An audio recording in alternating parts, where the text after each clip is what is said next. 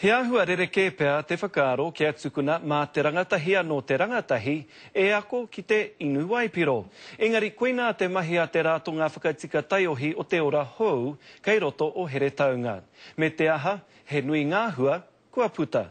I'm stuck here in this world of alcohol love you. He waiata nā rātau anō I tito. Decisions that Mō ngā kanohi huhua o te taniwha, nā rātau I patu.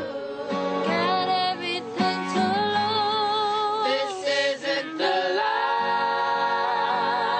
I dream. We just believe that it was better coming from the young people, that they're the ones that can portray the message and give the message about safe drinking to their own peers.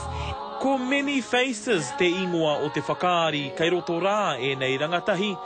He mea whakatū e te ratonga o te ora hou, hei aki I te hunga rangatahi ki te inu waipiro, I runga I te tika.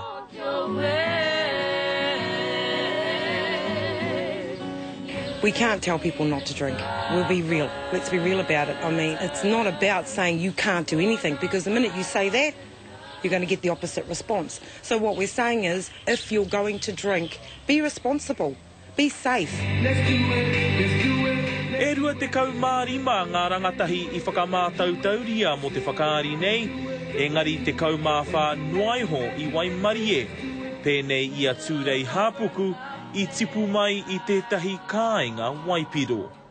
Tōku whānau, he mā I ngā wiki katoa ka unu, pēnei tonu au ki roto I tōku ruma, I kati ana, karea ki te hiahia kia mātaki a rātau no te mea.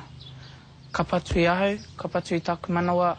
He pērā rawa te tuki o many faces ki ngā manawa o te hapori, kua whai moni āwhina te rōpū nei I te poari hauora, ki te hari I tā rātau kaupapa, ki roto I ngā kura. Ki ngikiri ona, te karere.